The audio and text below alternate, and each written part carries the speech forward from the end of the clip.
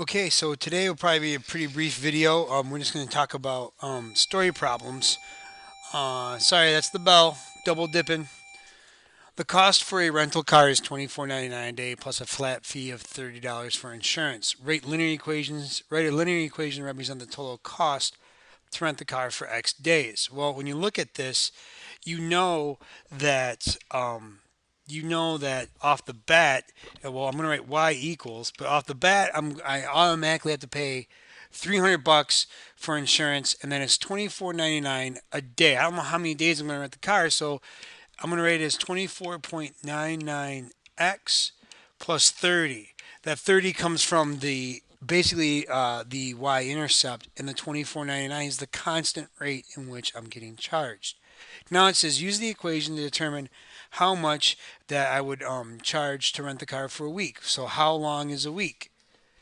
It is 7 days. So I'm going to input 7 in for x. So I'm going to do 24.99 times 7. I think it's 174.93 plus 30 bucks. So now I get $204.93, which means it costs me that much money to rent the car for a week.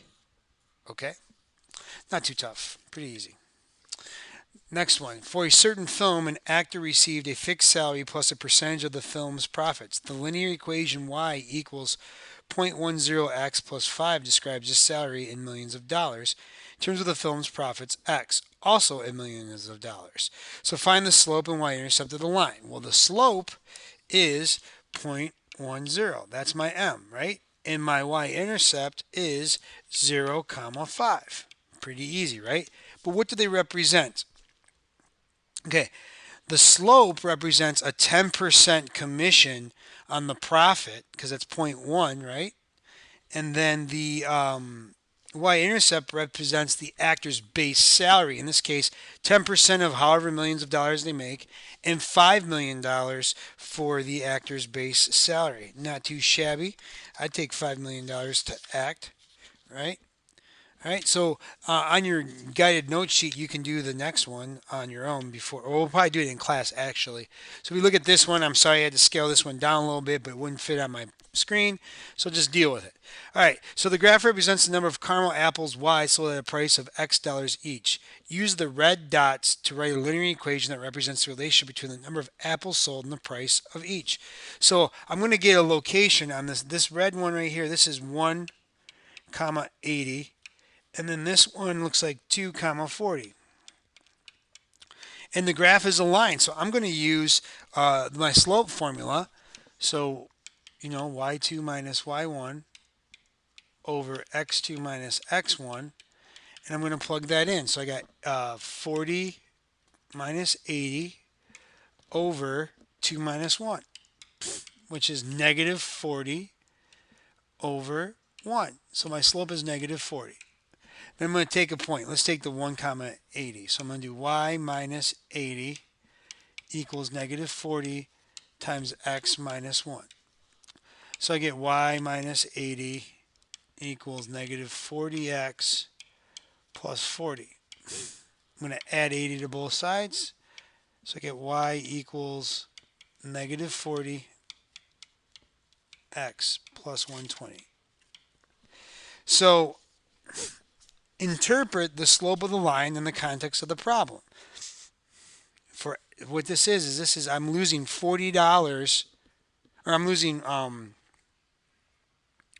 for every it's negative 40 over 1. So for I'm losing 40 apples. 40 fewer apples will be sold per dollar that I raise it up because it's negative 40 over 1. Okay. Next question says if 60 apples were sold, what would be the price of each apple? So where do you put that 60? Do you put that in for x or do you put that in for y? You put it in for y because y represents the apples and x represents the price in dollars. So we go ahead and plug this in. So I'm going to subtract 120, and I get I